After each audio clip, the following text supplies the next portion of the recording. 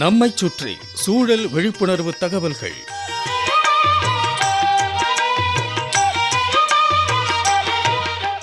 அன்புள்ள சண்முகம் சார் அவர்களுக்கு உங்கள் மாணிக்கம் எழுதும் மடல்.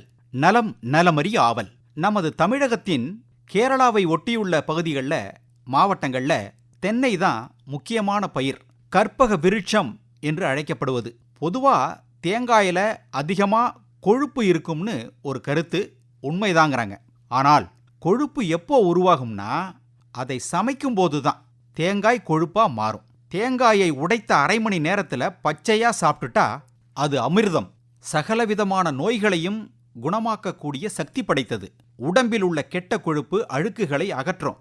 இரத்தத்தை சுத்தமாக்கும். உச்சி முதல் உள்ளங்கால் வரை உள்ள உறுப்புகளை புதுப்பிக்கும் தன்மை பெற்றது தேங்காய். தேங்காய்க்கும் நமக்கும் உள்ள ஒற்றுமையை பற்றி நாம் தெரிஞ்சுக்கணும். மனித உயிர் அன்னையின் வயிற்றிலிருந்து வெளியே வர 10 மாதம் ஆகும். அதுபோல தேங்காய் உருவாகி பூமிக்கு வர 10 மாதம் ஆகும். அப்படித்தானுங்க சண்முகம் சார்? தேங்காயை சமைத்து சாப்பிட்டால் கெட்ட கொழுப்பாக மாறிடும். சமைக்காமல் அப்படியே சாப்பிட்டா நல்ல கொழுப்பு. தேங்காயை துருவி கொஞ்சம் நாட்டு சர்க்கரையை சேர்த்து குழந்தைகளுக்கு மாலை நேர சிற்றுண்டியா கொடுத்தா அவ்வளவு ஆரோக்கியம். பழங்காலத்தில் இறக்கும் தருவாயில் உள்ள நபர்களுக்கு தேங்காய்பால் கொடுத்து வாழ்நாட்களை நீட்டிப்பு செய்வாங்களாம். தாய்ப்பாலுக்கு மாற்றா தேங்காய்பால் கொடுத்து குழந்தைகளை காப்பாற்றியிருக்கிறாங்க. காலை நேரத்தில் தேங்காயை துருவி அதை அரைச்சி பால் எடுத்து அதோட நாட்டு சர்க்கரை அல்லது கருப்பட்டி அல்லது தேன் சேர்த்து குடிச்சு பாருங்க. அவ்வளவு நல்லதான். ஆரோக்கியம் மேம்படுமா. தாய்ப்பாலில் இருக்கும் மோனோலாரின் சக்தி தேங்காயை தவிர வேறு எதிலும் இல்லைங்கிறாங்க. அன்றாட வாழ்வில் தேங்காய் பால் பருகுவது ரொம்ப நல்ல பலன்களை அளிக்குங்கிறாங்க. தினசரி உடலுக்கு தேவைப்படும் இரும்பு சத்தில் 25% ஒரு கப் தேங்காய் பால்ல இருந்து கிடைச்சிரும். அதோட மெக்னீசியம் சத்து இதில் இருக்கிறதுனால தசை வலிகளுக்கு சிறந்த தீர்வா அமையுது. இதில் உள்ள பாஸ்பரஸ் சத்து எலும்புரிக்கு நோய் ஏற்படாமல் தடுக்குது. சருமத்தில் ஏற்படும் சுருக்கங்களை நீக்குவதில் இது முக்கிய பங்காற்றுகிறது. உடம்புல நோய் எதிர்ப்பு சக்தியை அதிகரிக்கும் தேங்காய்பால். சண்முகம் சார், தேங்காயை துருவி கிடைக்கிறது தேங்காய் பூ. இது ஒரு தேங்காய் பூ. இன்னொரு தேங்காய் பூ இருக்கு. கோவிலில் தேங்காயை உடைக்கும் போது தேங்காயில் பூ இருந்தால் அதை நல்ல சகுனமா பெரியவங்க சொல்லுவாங்க. இதுதான் இன்னொரு பூ.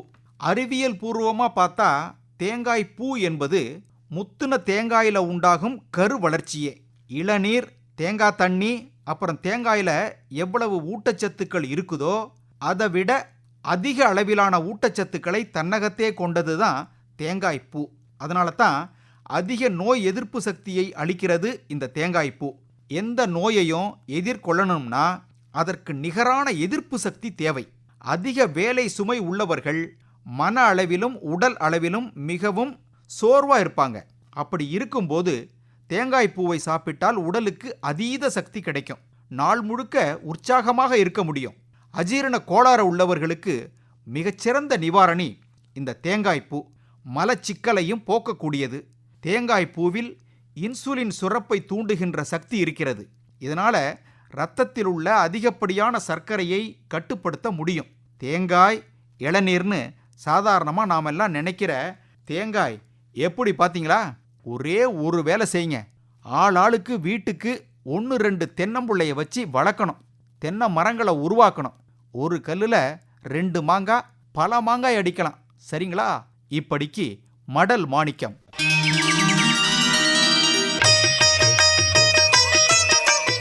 நம்மைச் சுற்றி சூழல் விழிப்புணர்வு தகவல்கள் கேட்டீர்கள்.